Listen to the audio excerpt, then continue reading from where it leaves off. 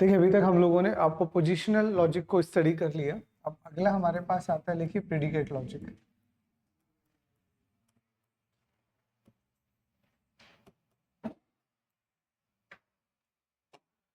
तो देखिए predicate logic का मतलब क्या होता है। देखो प्रोपोजिशनल लॉजिक होता है क्या एग्जैक्टली। प्रोपोजिशनल लॉजिक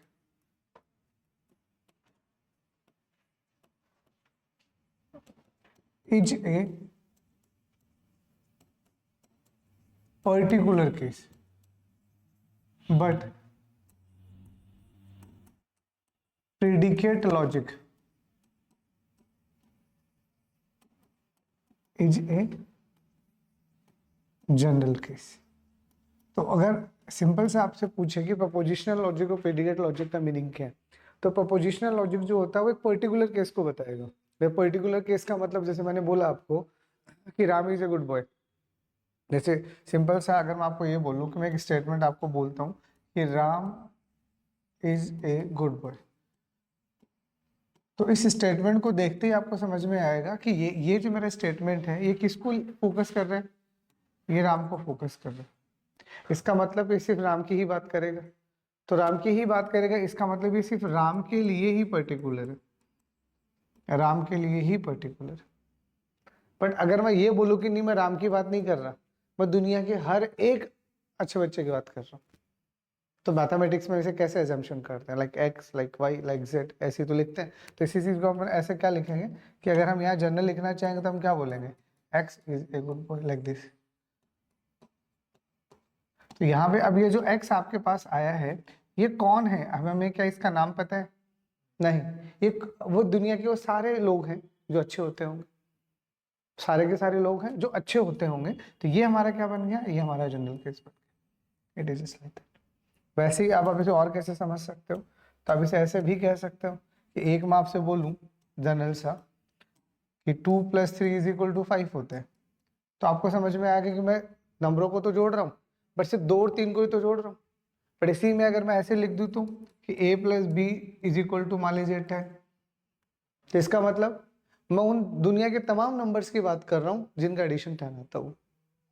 तो ये हमारा क्या है, ये हमारा प्रोपोजिशनल लॉजिक है और ये हमारा फर्स्ट ऑर्डर प्रेडिकेट लॉजिक है बेसिकली।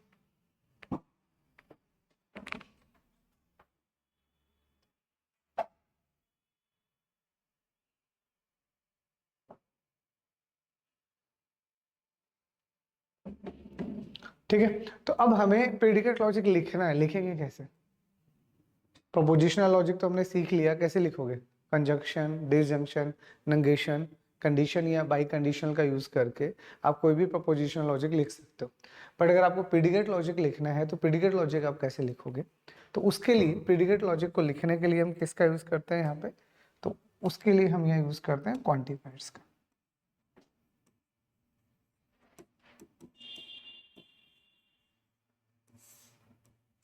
किसका यूज लेंगे, क्वांटिफायर्स का। जैसे कि आपसे नाम से समझ में आ रहा है क्वांटिफायर यानी क्वांटिटी, तो ये क्वांटिफायर्स आपको क्या स्पेसिफाई करेगा, तो quantifiers specifies quantity which is divided into 2 categories। तो जो भी आपकी क्वांटिटी यानी क्वांटिफायर्स होते हैं, आप ये कह सकते हो टाइप्स ऑफ क्वांटिफायर। तो आपके दो तरह के क्वांटिफायर्स होते हैं, एक आपके पास होता है यूनिवर्सल क्वांटिफायर और दूसरा आपके पास होता है एग्जिस्टेंशियल क्वांटिफायर।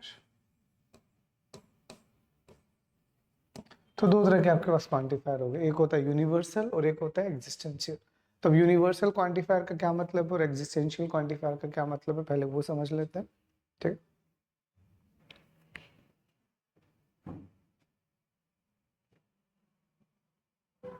तो इसमें सबसे पहले लिखिए यूनिवर्सल क्वांटिफायर।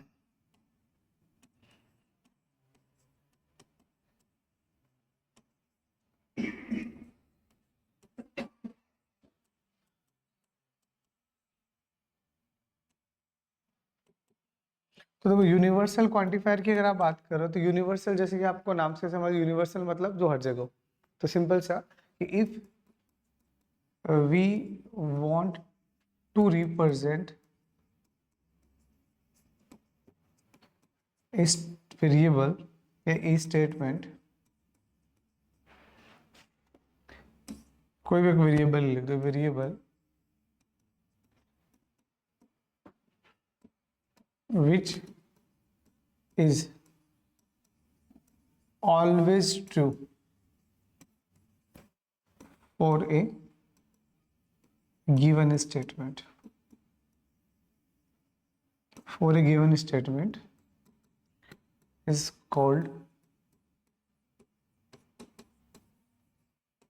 universal quantifier. ठीक है, उसको लिखते कैसे हैं? तो it is denoted as this. Universal quantifier को लिखने के लिए हम उल्टा ए लगाते हैं, एक को उल्टा करके लिखते हैं। ठीक है, इसको रीड कैसे करोगे? तो इसको रीड करोगे आप फॉर ऑल, फॉर ऑल। जैसे सिंपल सा, जैसे आपको एग्जांपल समझना है इसका, तो अब आपको कोई भी एक स्टेटमेंट लिखना है जो हमेशा सही हो। जैसे मेरे को एक स्टेटमेंट दिया गया है कि फॉर एवरी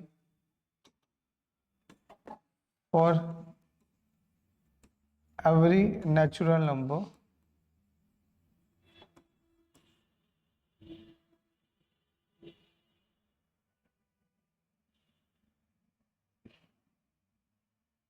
फिर चलो मैं पहले एक बार थ्योरेटिकली समझा देता हूँ, एग्जाम्पल बनाने में तो टाइम लगेगा। तो देखो इसको डिनोट कैसे करते हैं, पहले इसका सिंटैक्स क्या होगा। तो जब भी अब आप इसको लिखोगे तो इसको लिखने का तरीका क्या होगा, यहाँ पे पहले आप अपना क्वांटिफायर्स लगाओगे, ठीक है, यहाँ पे वेरिएबल लिखोगे कि आप किस वेरिएबल के ऊपर ये क्वांटिफायर लगा रहे हो, वेरिएबल, ठीक है। और फिर क्योंकि यही तो है फॉर ए गिवन वेरिएबल, ये क्वांटिफायर कहाँ लगते हैं, वेरिएबल्स पे लगते हैं, और वो वेरिएबल किसी ना किसी स्टेटमेंट का पार्ट होता है, तो दिस इज पी। तो पी मतलब एनी स्टेटमेंट। तो इसको आप रीड कैसे करोगे, तो इसको हम रीड करेंगे कि P is true for all x, P is true for all x. तो अब आप ये बोलना चाह रहे हो कि जो भी आपके पी मतलब कोई भी आपका स्टेटमेंट रहा होगा, तो यहाँ जो भी स्टेटमेंट है वो हर एक एक्स के लिए ट्रू। अब एक्स क्या है वो सिचुएशनल है, ठीक है, हमें नहीं पता, वो पर्टिकुलर केस ही आपका यहाँ पे बनेगा।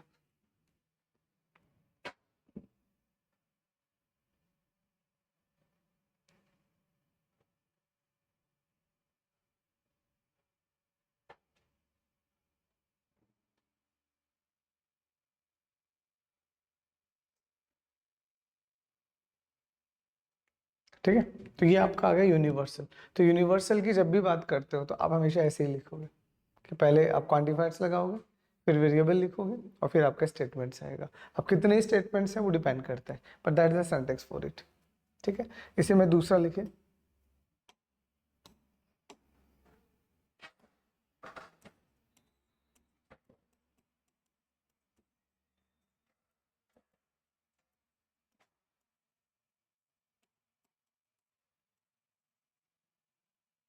Existential quantifier.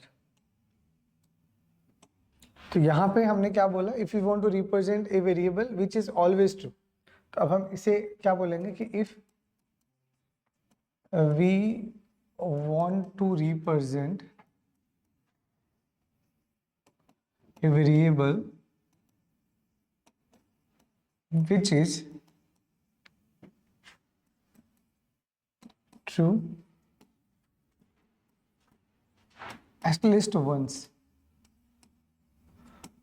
for a given statement,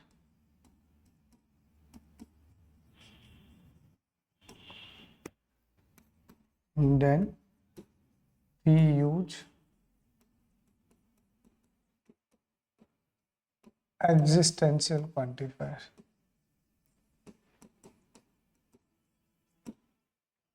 ठीक है, तो यूनिवर्सल क्वांटिफायर बोलता है फॉर ऑल, मतलब हमेशा ट्रू होगा, हमेशा।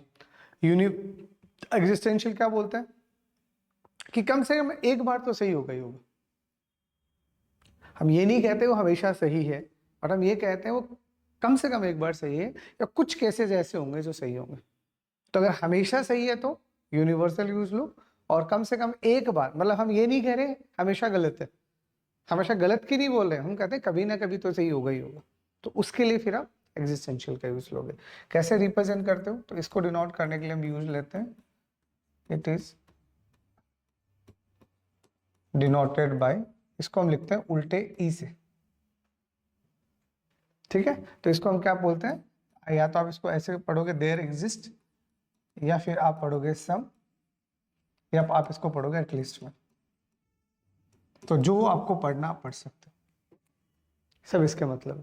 तो इसका सिंटेक्स कैसे बनेगा फिर, तो ये अगर आप यूज करते हो तो इसका हमारा जनरल सिंटेक्स क्या बनेगा, दिस इज अ सिंटेक्स। तो अब इसको हम कैसे बोलेंगे कि P is true for at least 1x, या तो इसे ऐसा बोल दो, या P is true for some x, आप ऐसा बोल दो, या आप ऐसे बोलो there is some value for x for which P is true, है ना। तो जैसे आप इसको बोलना चाहो।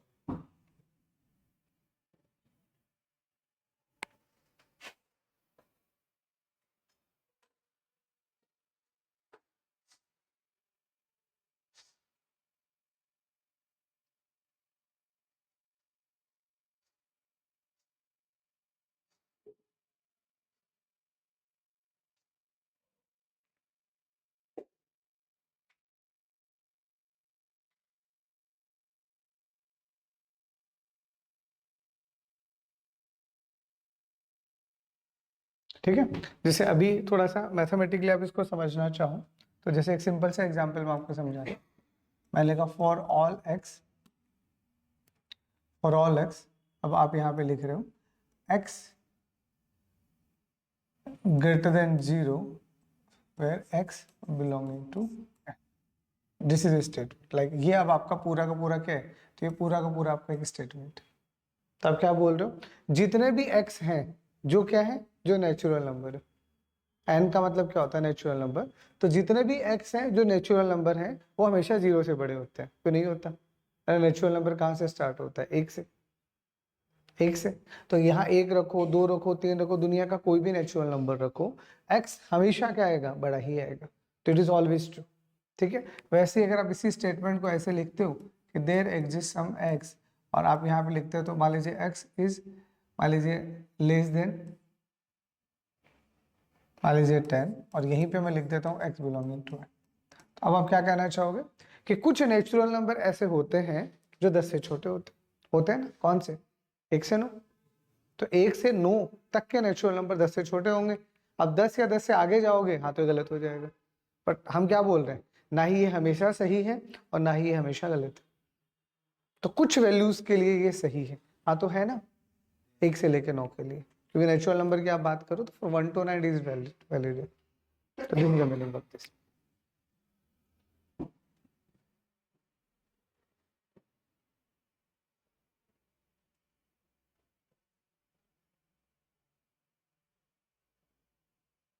जैसे ये थ्योरी में ऐसा नहीं आएगा, फिर ये स्टेटमेंट थ्योरी में लिखा होगा कैसे आएगा, जैसे आपको इसी को कन्वर्ट करना हो तो बोलेगा कि फॉर, या फिर all natural numbers are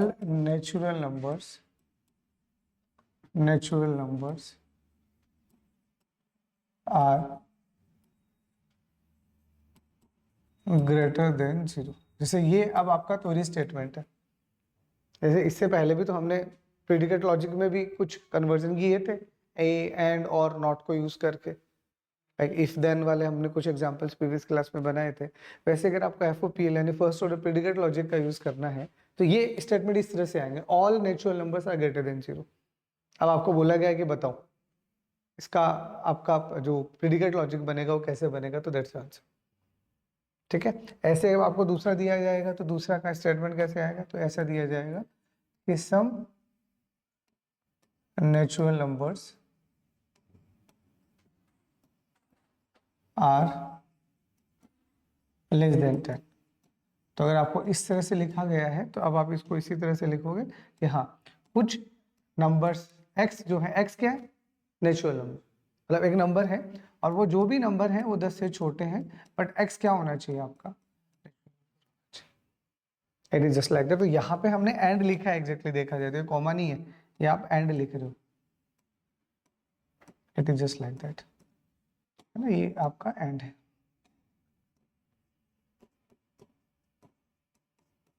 it is just like that.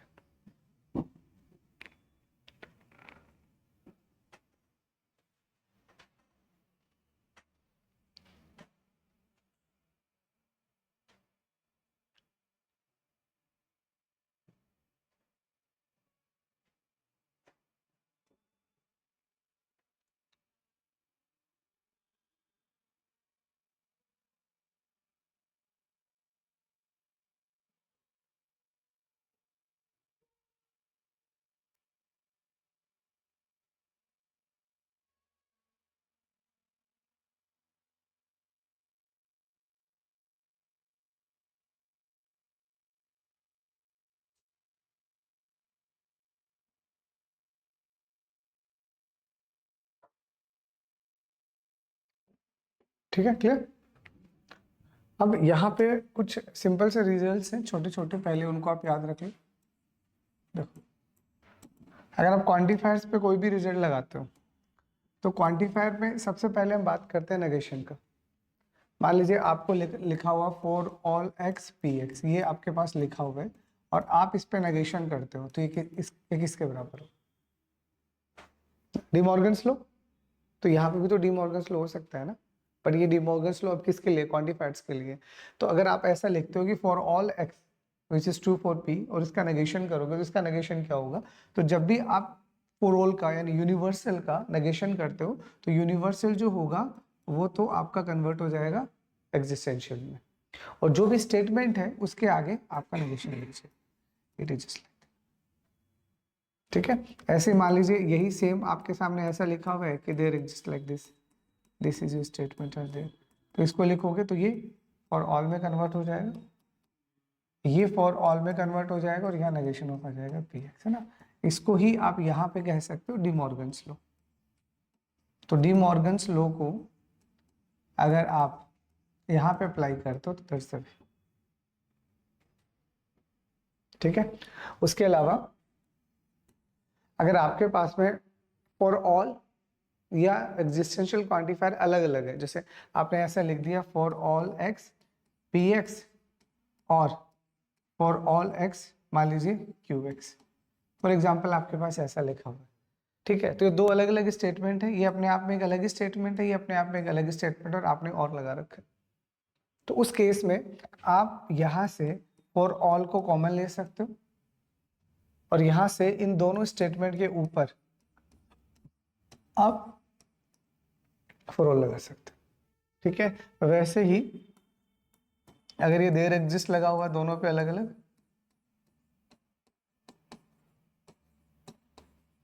अगर यही देयर एग्जिस्ट लगा हुआ है तो भी आप क्या कर सकते हो, दोनों में से कॉमन ले सकते हो और इसको लिख सकते हो, ठीक है, याद रखना। बट ये इसमें याद रखना इन दोनों का कन्वर्स ट्रू नहीं होता। जैसे मैं एक एग्जांपल बताऊं, अगर मैं इसी का उल्टा लिखता हूं, जैसे मान लीजिए मुझे ये दिया हुआ है,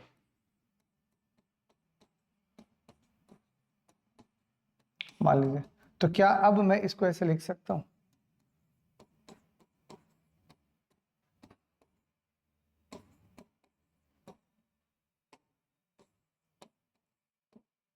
तो this is not possible. Converse हमेशा सही नहीं होता।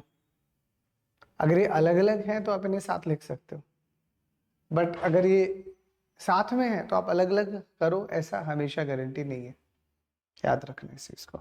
इसलिए ये रूल्स हैं जो आपको यहाँ पता चलने चाहिए, जिसको अपन आगे यूज लें।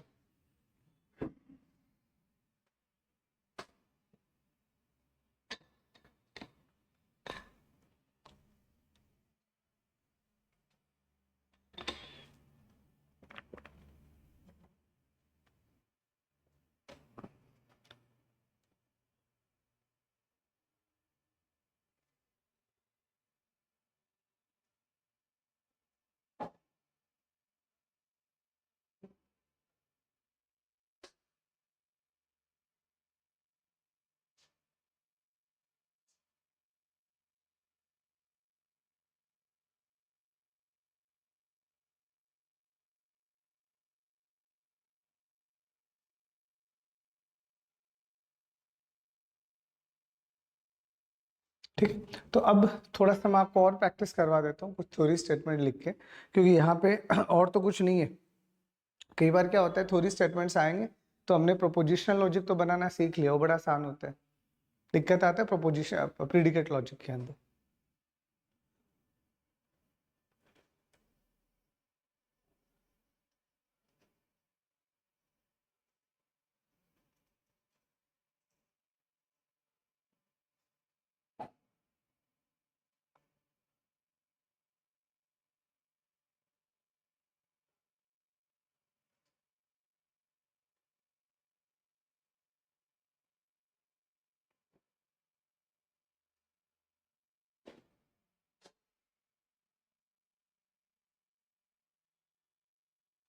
ठीक है, तो अब मैं कुछ स्टेटमेंट्स आपको एज ए प्रैक्टिस करवा रहा हूँ, है ना।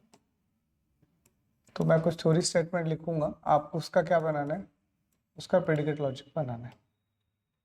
ठीक है, तो सबसे पहले आपको दिया गया है, मान लीजिए Raman loves everyone, this is a statement.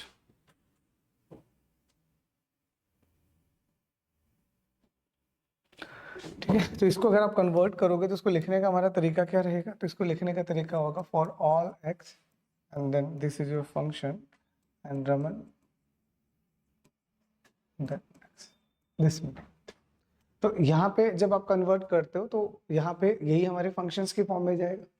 तो हम फंक्शन की फॉर्म में क्या करेंगे कि लव नाम का एक फंक्शन है, तो रमन क्या कर रहा है, रमन एक्स से लव कर रहा है। एक्स कौन है, एक्स कौन है, तो हम कहेंगे कोई भी चलेगा, क्योंकि ये मतलब फॉर ऑल, मतलब कोई भी हो, सबके लिए बात हो रही है ना। तो मैं यही तो बोल रहा हूँ, रमन लव्स एवरीवन, तो एवरीवन का मतलब एक्स कोई भी हो, उसे कोई फर्क नहीं पड़ता। अभी सबकी बात किया जा रहा है, तो सबकी बात किया जा रहा है, for all x Raman loves, तो एक्स मतलब कोई भी हो। ठीक है, तो this is the conversion of this predicate logic.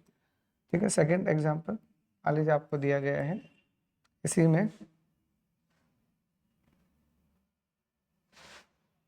इसी में अगर आपको ऐसा दिया गया है, रमन लव्स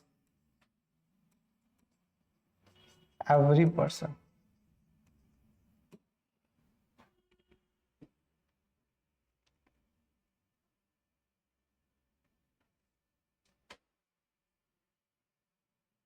ठीक है, तो रमन लव्स एवरी पर्सन, तो अब इसको कैसे लिखोगे, तो सबसे पहले पर्सन होना चाहिए।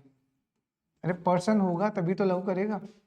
यहाँ पे तो दुनिया में सबकी बात हो रही है, वो कोई इंसान भी हो सकता है, कोई कुत्ता भी हो सकता है, कोई भेड़ भी हो सकते हैं, कोई बकरी भी हो सकते हैं, सबकी बात हो रही थी। तो हमने स्पेसिफाई नहीं किया वो कौन है, बट अब हम बोले कि नहीं, अब हम इंसानों की बात कर रहे हैं। तो इंसान, रमन किससे प्यार कर रहा है, इंसान से, तो पहले इंसान होना चाहिए। ठीक है, और उसके बाद में रमन क्या करेगा, रमन लव करेगा। ठीक है, तो ये जो अभी हमने लिखा था वो तो अब भी आएगा, अब भी आएगा कि रमन क्या कर रहा है, लव कर रहा है एक्स से, और एक्स मतलब for all x, for all x. तब हम क्या बोलेंगे, इस धरती पे जितने भी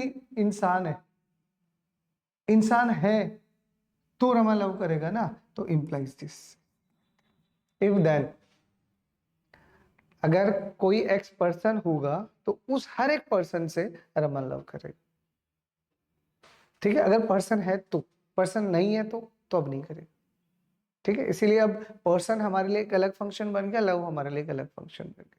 तो it is just like that.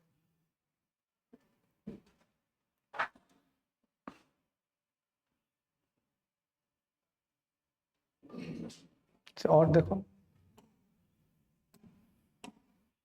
तीसरा आपको दिया गया है, नो वन टॉक्स, ये आपको दिया गया, नो वन टॉक्स।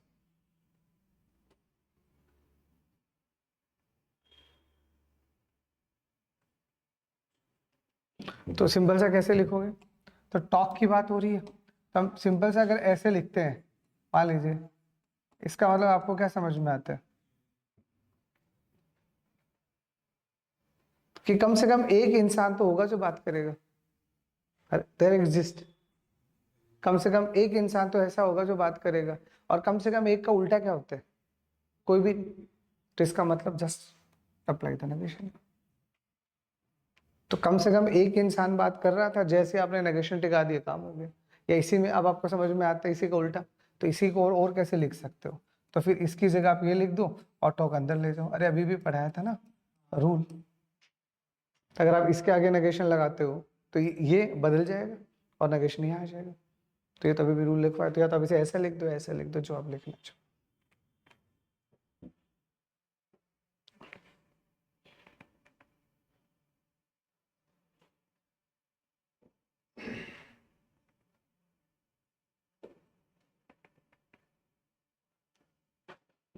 तो और देखो,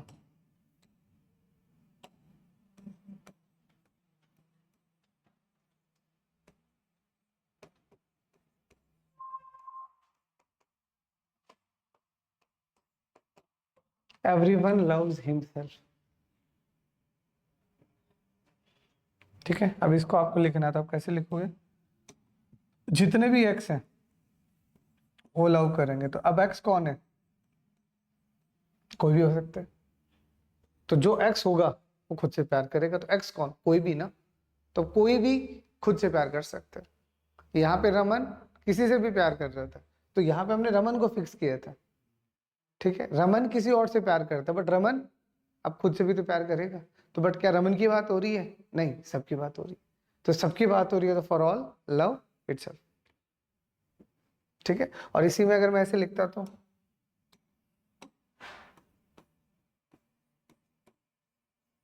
everyone loves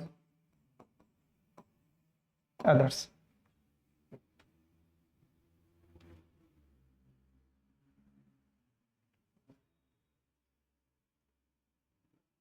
या फिर everyone loves everyone कर दो, others कर दो, एक ही बात है। अदर के बजाय थोड़ा लिख ही रहे हो तो अब इसे ऐसे ही लिख दो, everyone loves everyone।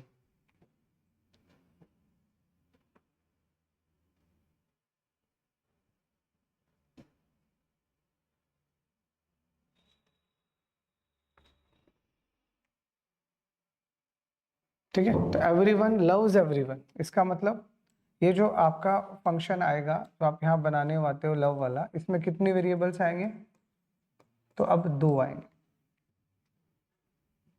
Everyone loves everyone, तो 2 लोग हो गए ना। एक इंसान बाकी सबसे प्यार करता है, तो कोई दूसरा भी तो बाकी सबसे प्यार कर सकता है। तो अब यहाँ पे जो लिखा है सेम आएगा, बट 2 वेरिएबल्स आ जाएंगे। तो एक्स भी कोई भी हो सकता है और वाई भी कोई भी हो सकता है, इसलिए for all x and for all Y.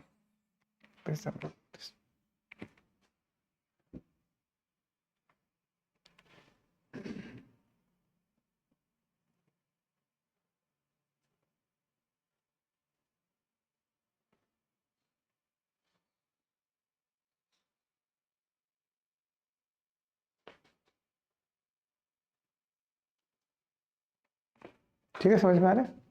और जैसे एक आधा और कर लो, जैसे आपको दिया गया है, एवरी स्टूडेंट स्टडी।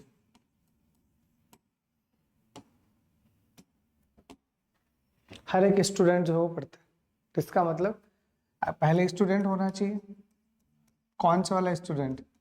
कोई भी। और स्टडी होनी चाहिए, तो हम क्या बोलेंगे? कोई भी। इसका वाला स्टूडेंट होगा तो पढ़ेगा ना, कौन? जितने भी हैं सबकी बात हो रही है। तो जो भी स्टूडेंट हैं, जो भी सबकी बात हो रही है, वो पढ़ाई करते हैं। ठीक है, अब इसी में मान लीजिए मैं ऐसा लिखता, every student talks and reads. हर एक स्टूडेंट बोलता भी और पढ़ता भी, रीड करता है, समथिंग लगता है। तो कैसे लिखोगे? एवरी की बात हो रही है, तो इसका मतलब एक, अब आप यहाँ पे हर एक स्टूडेंट की बात तो कर ही रहे हो, तो टॉक भी कर रहा है और वो रीड भी कर रहा है, तो कैसे लिखोगे? मतलब लगाओ दिमाग, करो।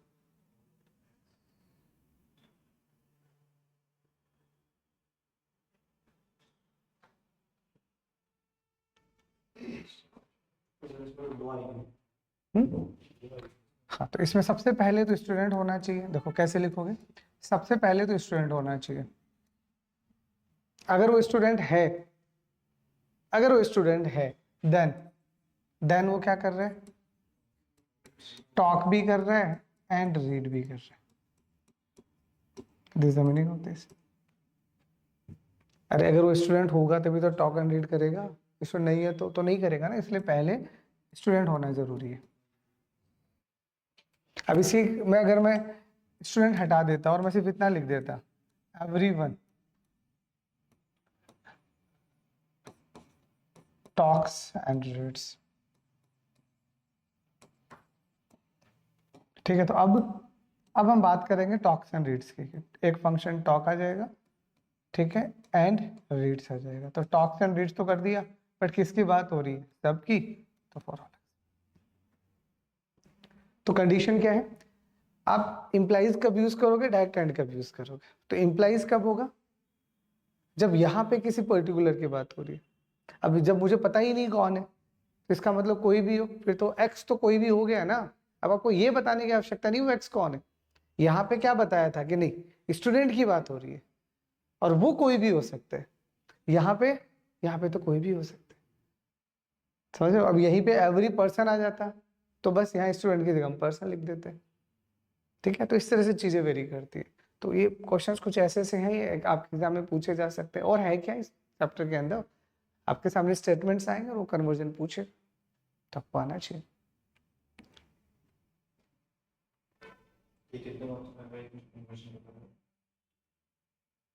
नो आइडिया, ऐसा नहीं होगा। आपको 3-4 स्टेटमेंट दिए जाएंगे, फिर बोलेगा बताओ।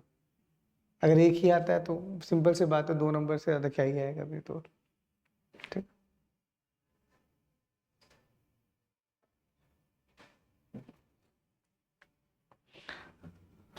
इसी में कुछ एक छोटी सी एक और है terms, this is basically called free and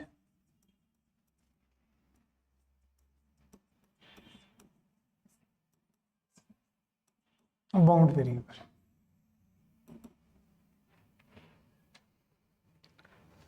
क्योंकि जैसे हमने प्रोपोजिशनल लॉजिक में नॉर्मल फॉर्म पढ़ा है, वैसे प्रेडिकेट फॉर्म में भी नॉर्मल फॉर्म होता है, ठीक है, इसे प्रीनिक्स नॉर्मल फॉर्म कहेंगे, पीएनएफ। उसके लिए कुछ थ्योरी आपको पता होनी चाहिए। तो पहले मैं थोड़ा बेस बना देता हूँ आज आपका, फिर आगे की चीजें फिर अपन डिटेल से पढ़ें। तो उसके लिए सबसे पहले आपको पता होना चाहिए फ्री वेरिएबल क्या होता है, बाउंड वेरिएबल क्या होता है। तो नॉर्मली वेरिएबल क्या होता है, तो आपको समझ में आ गया। अगर मैं यहाँ ऐसा लिखता हूँ, फॉर एग्जाम्पल दिस, और यहाँ मैंने लिख दिया पी एक्स, और फॉर एग्जाम्पल यहाँ मैंने लिख दिया मान लीजिए क्यू एक्स और वाई, ठीक है। जैसे अब मैं जो समझा रहा हूँ उसको अच्छे से समझना, ठीक है। लाइक ये आपके पास लिखा हुआ है, ठीक है। अगर इस तरह का कोई भी स्टेटमेंट लिखा हुआ है तो सबसे पहले हम ये देखेंगे एक्स कितनी बार है, 2 बार, एक बार यहाँ पे है और एक बार यहाँ पे है। और वाई कितनी बार है, 1 बार है। तो एक्स जब आया है तो क्या एक्स में, देखो एक तो फिर समझना, मैंने ऐसे लिखा और इसी को अब मैं ऐसे लिख देता हूं,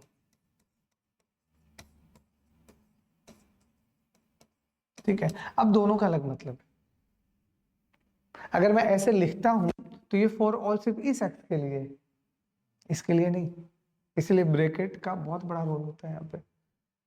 जब आपको बताना है कि ये वाला x जो है, जैसे आपने फॉर ऑल x लिखा, तो देखो इसीलिए अगर आप पीछे देखोगे तो मैंने प्रॉपर ब्रैकेट्स का यूज कर रखा है, मैंने गलती नहीं की। Everywhere is bracketing is there. अगर मैं ब्रैकेट हटा दूंगा तो ये x पहले वाले के लिए तो काम करेगा, दूसरे वाले के लिए नहीं करेगा। इसीलिए अगर आपको बताना है कि आपको पूरे के पूरे स्टेटमेंट के लिए फॉर ऑल लगाना है या देयर एग्जिस्ट लगाना है, तो अब आपको पूरी ब्रैकेटिंग करनी पड़ेगी।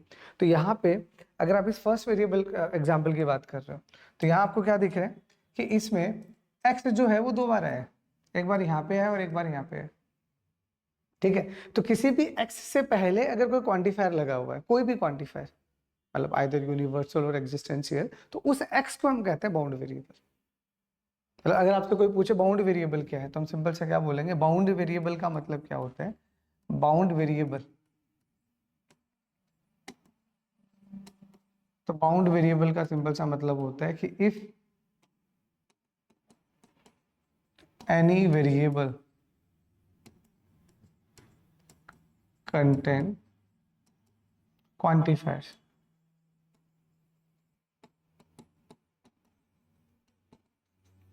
Then it is called bound variable. ठीक है, जैसे ऊपर वाले एग्जाम्पल में अगर आप इस पहले वाले एग्जाम्पल की बात करते हो तो ये x जो है ये 2 बार है, x जो है वो 2 बार आया है, एक बार x यहाँ पे आया है और एक बार x यहाँ पे आया, बट ये वाला x जो है ये तो बाउंड है, ये वाला x है ये बाउंड है क्योंकि इससे पहले क्वांटिफायर आया, बट इस x से पहले कोई क्वांटिफायर है क्या? तो इसका मतलब ये फ्री है। तो कोई भी वेरिएबल एक साथ बाउंड भी हो सकता है और फ्री भी हो सकता है, कब? जब वो एक से ज्यादा बार आएगा। और y, हाँ तो y से पहले तो कुछ भी नहीं है, तो y क्या है? तो y तो पूरा ही फ्री हो गया, y तो पूरा ही फ्री हो गया ना, तो इसी में जो बाउंड नहीं होता वो फ्री वेरिएबल हो जाएगा। तो फ्री वेरिएबल का सिंपल सा मतलब फिर हमारे लिए क्या समझ में आता है? तो फ्री वेरिएबल का जनरल सा मतलब है variable do not contain any quantifier। ठीक है, अगर उस वेरिएबल से पहले कोई भी क्वांटिफायर नहीं आ रहा है तो उसे हम बोलेंगे फ्री वेरिएबल। तो यहाँ पे इस ऊपर वाले एग्जांपल से आपको क्या समझ में आया कि ये वाला x बाउंड है, ये वाला x फ्री है, बट अब नीचे अगर आप नीचे देखोगे तो अब ये x और ये x अब दोनों ही बाउंड है, क्योंकि जैसे आपने ब्रैकेटिंग कर दी तो ये फॉर ऑल x अब इस पूरे स्टेटमेंट के लिए काम करेगा, तो ये दोनों के दोनों x इस बार बाउंड हो चुके हैं। ठीक है, बट ये y तो अभी भी फ्री है, y तो अभी फ्री है, कहाँ दिक्कत है? y पे थोड़ी आपने कोई क्वांटिफायर लगा रखे हैं, तो y पे तो कोई क्वांटिफायर है ही नहीं, तो इसलिए हम इसे फ्री बोलते हैं। ठीक है, अब कोई भी क्वांटिफायर अगर बाउंड होगा तो पक्का उस स्कोप के अंदर, इसे हम सिंपल से क्या बोलेंगे? इसे हम बोलेंगे उसका स्कोप। ठीक है, कि आपने क्वांटिफायर लगाया तो क्वांटिफायर का स्कोप कहाँ है, तो आप ब्रैकेट ढूंढो कि कहाँ ब्रैकेट स्टार्ट हो रहा है, कहाँ ब्रैकेट खत्म हो रहा है, और अगर स्कोप नहीं होगा और ब्रैकेट नहीं होगा तो बस जो लिखा हुआ है वहीं पे खत्म हो जाएगा। जैसे यहाँ कोई ब्रैकेट नहीं था तो आपको समझ में आएगा कि बस यहीं आएगा, इसका इस x का मतलब पता नहीं क्या है, कुछ भी हो सकता है, बट ये x इस पे डिपेंड करते हैं, इसलिए इसे बाउंड वेरिएबल कहते हैं। ठीक है, तो आपको बाउंड और फ्री वेरिएबल का अगर प्रॉपर नॉलेज हो गया तो अब जाके हम आगे जो हमारी फॉर्म्स है जो चैप्टर के अंदर मैन है, आपका प्रीफिक्स नॉर्मल फॉर्म क्या होता है, डिस्क्रिमिनाइजेशन क्या होता है और रिजोल्यूशन क्या होता है, ये 3 टॉपिक्स हमें और पढ़ने हैं, है ना, तो वो हम नेक्स्ट क्लासेस में देखते हैं। इतना एक बार आज आपको समझ में आना चाहिए।